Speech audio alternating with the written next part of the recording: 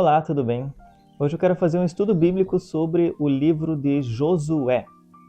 Meu nome é Marlon Leuven e nesse canal você encontra resumos de livros cristãos e estudos bíblicos. Bom, no vídeo de hoje eu quero explicar um resuminho da vida de Josué e do livro dele. Também uma interpretação do livro sobre uma ótica militar, escrito pelo ex-presidente de Israel, sobre o livro de José. E no final fazer também algumas comparações entre Josué e a pessoa de Jesus Cristo. Então vamos lá. Bom, resumindo, quem foi Josué? Esse homem que provavelmente foi o escritor ou pelo menos o personagem principal do livro de Josué. Bom, Josué nasceu com o nome de Oséias. Ele era Oséias, filho de Num. E depois Moisés deu um novo nome para ele. Trocou Oséias por Josué. Josué era um homem da tribo de Efraim, uma tribo que não tem tanto destaque entre as 12 tribos de Israel, em toda a história de Israel. Mas Josué é uma das grandes pessoas de destaque nessa tribo. Ele se tornou um servo de Moisés. Então, embora Moisés tivesse filhos homens, não foi nenhum filho de Moisés que se tornou o seu sucessor, e nem outra pessoa da tribo de Levi, que era a tribo de Moisés, mas o Josué. Algo bem curioso. Josué foi um dos generais de guerra de Israel. Então, naquela batalha de Israel contra os amalequitas, na qual Moisés levantou as mãos, e enquanto Moisés tinha as mãos levantadas, o povo de Israel vencia a guerra. Quem estava liderando as tribos e os exércitos de Israel era um general chamado Josué. Josué é demonstrado na Bíblia como alguém que buscava Deus desde a sua juventude. Ele acompanhou a Deus, acompanhou Moisés no Monte Sinai, quando Moisés recebeu as tábuas da lei de Deus, e Josué foi também um dos 3 únicos sobreviventes no deserto. O povo de Israel foi, então, castigado por Deus por sua desobediência ao não obedecer aos mandamentos de entrar e conquistar a terra prometida. Ficaram de castigo 40 anos no deserto e fadados à morte. Deus disse que toda aquela geração ia morrer. Os únicos sobreviventes daquela geração, com mais de 20 anos de idade, foram Moisés, Josué e Calebe, os que acreditaram na promessa de Deus. Moisés é demonstrado na Bíblia como uma pessoa visionária e muito confiante em Deus. E foi, como eu disse, o substituto de Moisés. Ele assumiu seu ministério de liderança de Israel e liderou eles numa alta idade, com mais de 90 anos de idade. Assim como Moisés também iniciou seu ministério de livrar o povo de Israel do Egito com 80 anos de idade. Então, algo também que já tinha um precedente aí. E fica a dúvida, será que Josué era alguém temeroso, alguém que tinha muito medo? Pois o livro de Josué cita inúmeras vezes a palavra não temas, Josué. Bom, quais são os temas principais do livro de Josué? Então, o livro de Josué é um livro muito ligado ao Pentateuco, então muito ligado aos primeiros 5 livros da Bíblia. Josué é o 6º livro da Bíblia na contagem cristã do Antigo Testamento. É uma continuação da história e da missão de Moisés. Então, Moisés teve esse último dia na terra quando ele estava para entrar na terra prometida. E aí ele morreu e Josué liderou o povo então na conquista da terra prometida. É um livro inspirador porque mostra a história dos israelitas como o povo mais fraco que conseguiu conquistar a sua terra de volta. É um livro biográfico, pois nos conta a biografia de Josué, o seu líder, e também do povo de Israel sobre o tempo de sua vida. É um livro também sanguinário, é um livro que conta sobre muitas batalhas e guerras e destruições. É um livro genealógico, pois ele conta um importante período da vida do povo de Israel. É um livro ao mesmo tempo geográfico, pois nos mostra como a terra de Israel, a antiga terra de Canaã, foi conquistada e depois dividida entre as 12 tribos de Israel. É um livro também histórico, contando esse importante período na história do povo de Israel. E por último, um livro reflexivo, que nos faz pensar sobre a nossa própria vida. Quais são as coisas que eu preciso conquistar e que eu almejo para a minha vida? Bom, o livro tem alguns momentos decisivos, como por exemplo, no primeiro capítulo, Josué recebe a missão divina de liderar o povo para conquistar a terra prometida. Depois, no capítulo seguinte, Josué envia 2 espiões para verem a cidade de Jericó, que seria a primeira cidade que eles decidem conquistar. Josué, mesmo quando era jovem, foi um dos 12 espiões enviados para a Terra Prometida. Dos 12, só 2 confiaram em Deus. Talvez agora Josué envia não 12, mas somente 2. Ele já escolhe 2 que realmente são pessoas que confiam em Deus e escolhe esses para evitar um novo conflito com o povo. Depois acontece nos capítulos 3 e 4 o grande milagre, que o Rio Jordão se divide em 2 para o povo passar. Assim como o Mar Vermelho havia se dividido em 2 no tempo de Moisés, agora Deus dá a mesma autoridade para Josué. Assim como no futuro, Deus também dá a mesma autoridade para Elias e Eliseu, para também abrirem o Rio Jordão em 2 e passarem em terra seca. Então, daí tem paralelos interessantes aqui. E depois, então, capítulo 6, a cidade de Jericó é conquistada. E nos próximos capítulos mostra-se outras batalhas em que o povo de Israel esteve envolvido. E depois, na metade para o final do livro, são muitos capítulos em que a terra é dividida entre as 12 tribos de Israel. E no final, nos últimos 2 capítulos, Josué faz um discurso incentivando o povo de Deus a ser fiel a Deus, dizendo aquele versículo famoso, Josué 24:15, eu e a minha casa serviremos ao Senhor, vocês também precisam fazer essa escolha vocês mesmos. Uma das grandes perguntas que vem no livro de Josué é por que tanta violência e tanta destruição? Por que Deus mandou matar os outros povos? Então, fica aquela dúvida, né? Nós devemos amar os nossos inimigos ou odiar a eles? Bom, aqui pode-se abrir um parênteses, né, mostrando isso aqui como um momento que aconteceu na história de Israel e não um exemplo a ser seguido hoje em dia. Então, quem eram os cananeus? Os cananeus eram um povo altamente com uma corrupção moral gigantesca, né? Sacrifícios sexuais, orgias, sacrifícios infantis, como nessa imagem aí, um sacrifício de uma criança ao deus Moloque. Então, Deus não queria que o povo de Israel se misturasse com esse tipo de religião e com esse tipo de corrupção e sacrifícios, e por isso Deus permite essa destruição dessas pessoas. Um genocídio, uma destruição total? Não, apenas 3 cidades que a Bíblia diz que foram queimadas e destruídas completamente. Né? Muitos dos estrangeiros se juntaram a Israel, se tornaram parte do povo de Israel. Não foram todos que quiseram guerrear e foram destruídos. Né? Um exemplo são os gibeonitas, um exemplo famoso, mas outros também resolveram se unir ao povo de Israel, assim como muitos egípcios também se uniram ao povo de Israel quando eles fugiram do Egito. Né? Lembrando que nas leis de Moisés havia leis para não se casarem com outros povos, mas se viessem estrangeiros, eles deviam ser acolhidos. Né? Eles deviam sempre haver a possibilidade de estrangeiros se converterem ao judaísmo. E Deus sempre quis no Antigo Testamento usar Israel como uma luz para que outras nações viessem também a ver a beleza e a grandeza de Deus. Mas, num tempo de muita injustiça, chega um tempo em que a justiça de Deus vem para acabar com o mal da humanidade. E esse foi um dos momentos também de justiça divina, quando a destruição dos inimigos de Israel veio, muitas vezes por um milagre divino, não pela força da batalha e dos exércitos de Israel. Bom, como eu disse, o livro pode ser interpretado sobre uma ótica militar moderna. Então, existe um livro chamado Batalhas da Bíblia, escrito por Chaim Herzog e Mordecai Gikon.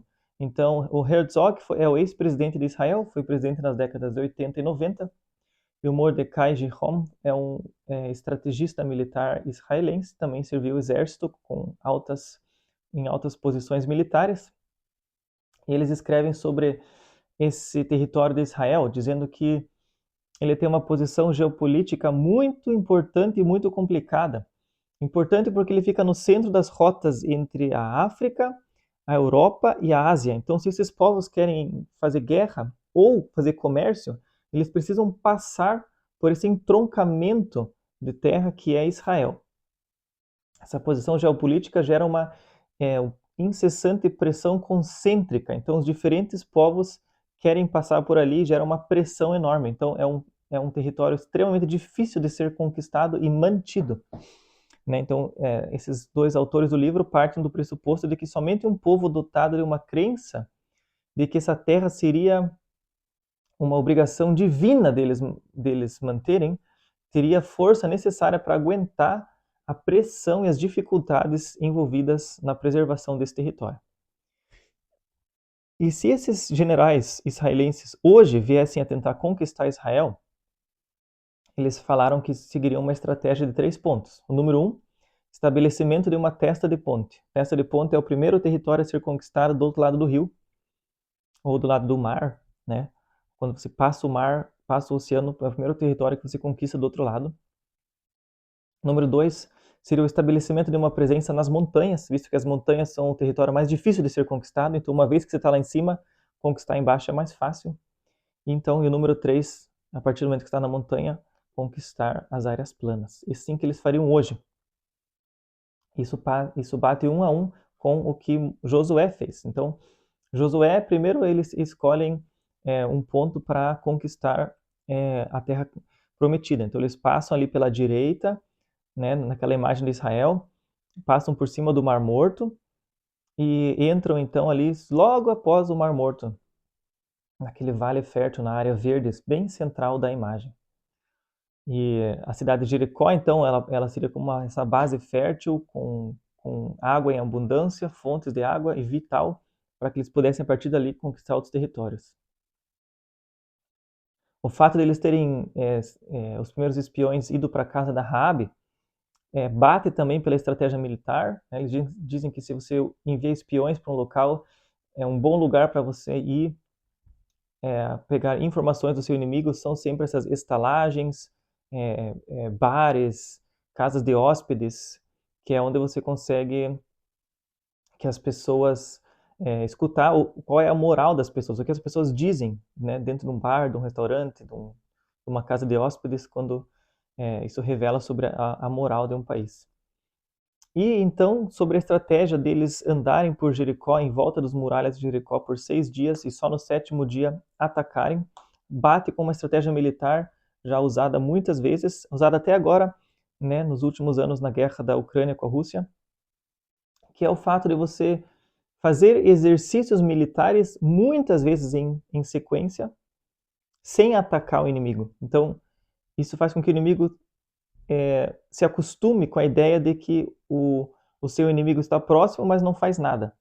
E assim que o inimigo que está dentro das muralhas de Jericó se acostuma a ver os israelitas dia após dia marchando em volta da cidade, mas não fazendo nada, um dia eles baixam sua guarda, não ficam mais tão atentos, e nesse dia os israelitas vão atacar, que foi então o 7º dia.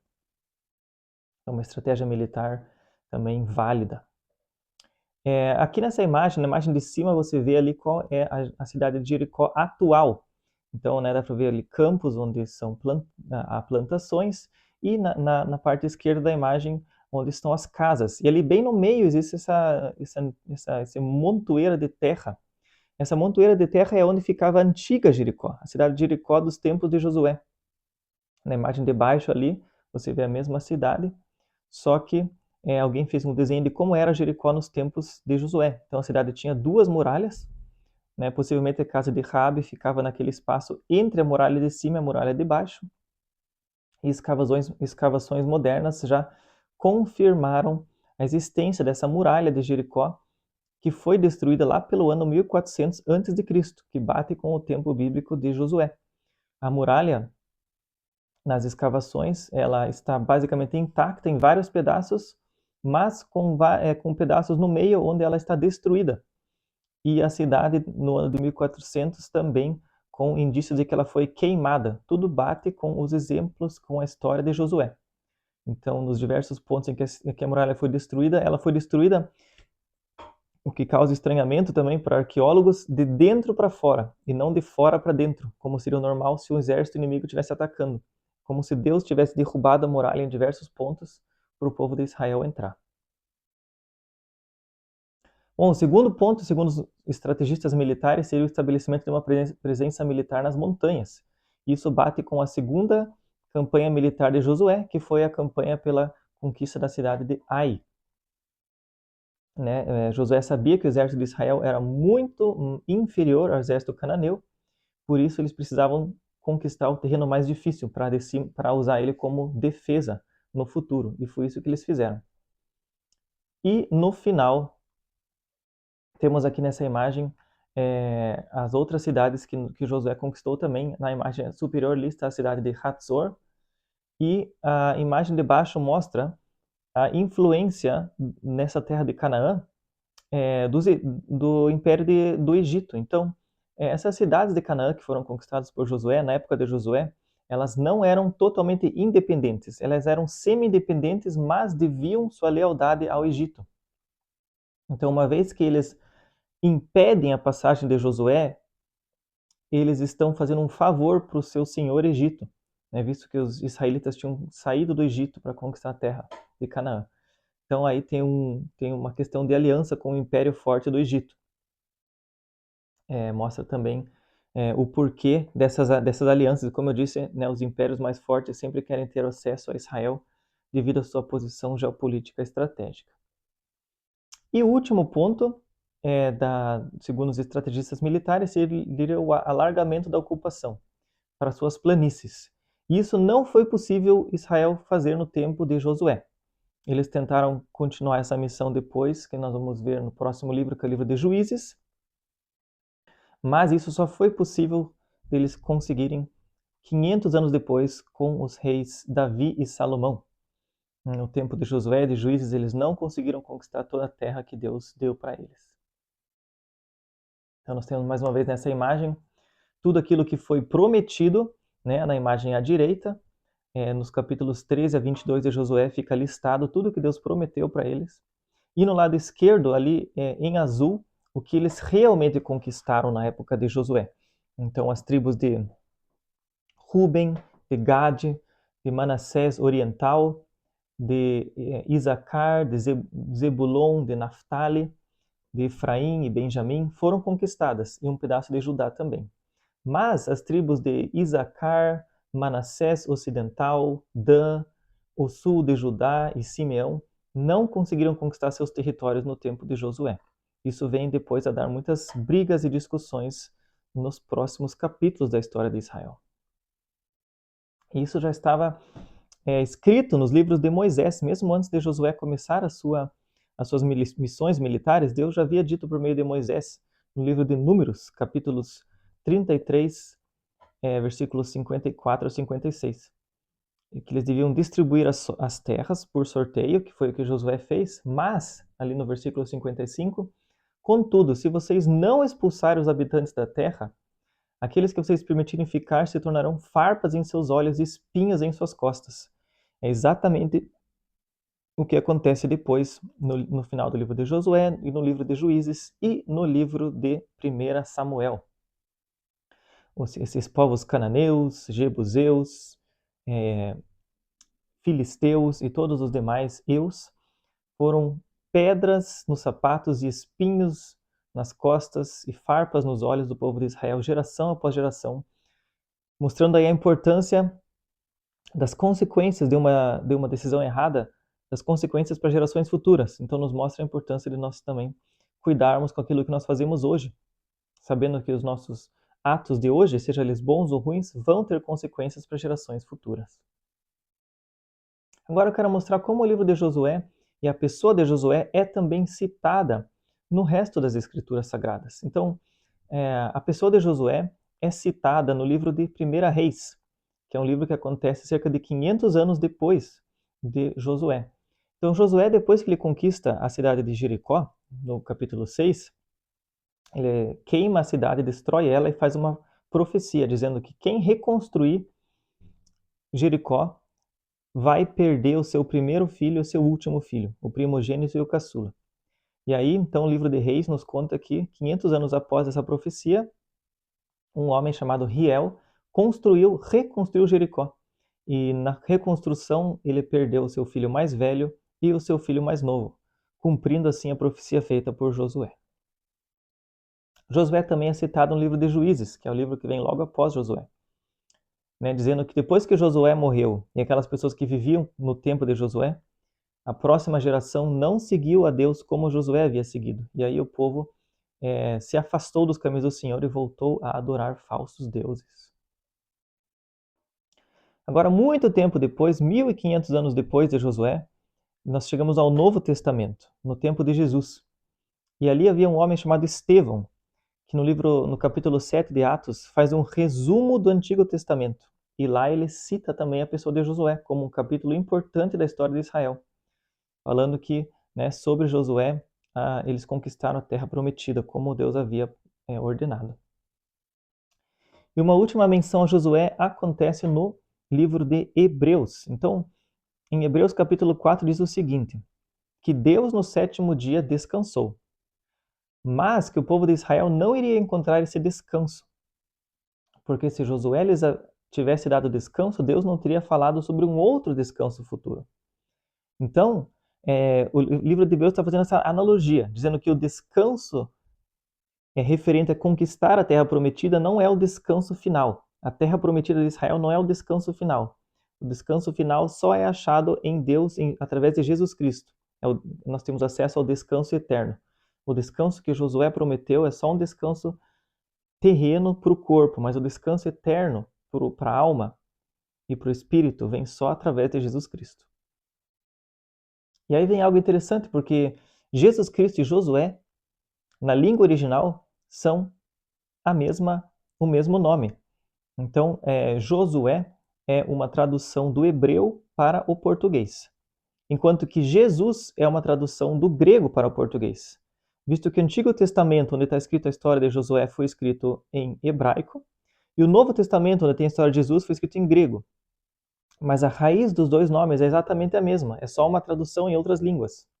Então, tanto Josué quanto Jesus significam o Senhor é a salvação. Então, é como se nós fôssemos comparar com a família real britânica. Qual é o nome do rei da Inglaterra? Se nós lêssemos em inglês, o nome dele é o King Charles, o rei Charles. Se nós lermos em português, o nome dele é Rei Carlos, porque Charles em inglês é Carlos em português. Agora, se nós lermos em alemão, o nome dele é Karl, o rei Karl, porque Karl, Charles e Carlos, todos é o mesmo nome em outras línguas. Assim também, Josué e Jesus são o mesmo nome, só que em outras línguas. E aí nós podemos encontrar paralelos com Josué e Jesus, Então, Josué tinha a missão de conquistar a terra prometida e Jesus vem trazer o reino de Deus para a terra. Deus disse muitas vezes não temas para Josué, enquanto Jesus disse muitas vezes não temas para os seus discípulos. Ambos tiveram uma função de liderança do povo para uma missão divina. Ambos experimentaram muitos milagres divinos. Embora a gente não possa comparar totalmente, Josué não foi nenhum mediador entre os homens e Deus. Josué não foi Deus em pessoa, então Jesus é muito superior, mas são alguns paralelos que se encontram na história deles. Inclusive, existe um paralelo interessante. Tem um livro chamado Livro de 1 Clemente. Clemente foi um bispo de Roma. E o livro de 1 Clemente quase conseguiu entrar no cânon sagrado das Escrituras, naquele concílio, no 4º século, mas acabou sendo excluído das Escrituras Sagradas. Mas é um livro histórico interessante de se ler. E o próprio Clemente é citado aí no livro de Romanos como um dos cooperadores de Paulo. E o Clemente, no seu livro, faz uma menção interessante, dizendo que aquele fio vermelho que a Raabe tinha pendurado na sua janela para ser salva no dia da destruição de Jericó, pode ser um sinal de Jesus Cristo, pois o sangue vermelho de Jesus é que nos salva da destruição do pecado. Então, mostrando assim que existem muitos paralelos entre a história de Jesus e de Josué. Muito obrigado por assistir esse vídeo, por seu tempo, por investir seu tempo. Esse é um resumo do livro de Josué e o que nós podemos aplicar ele para nós hoje em dia. Se você gostou, lembra de curtir esse vídeo, deixar um comentário ou compartilhar com outras pessoas que se interessam por essa mesma temática. Deus te abençoe e até uma próxima.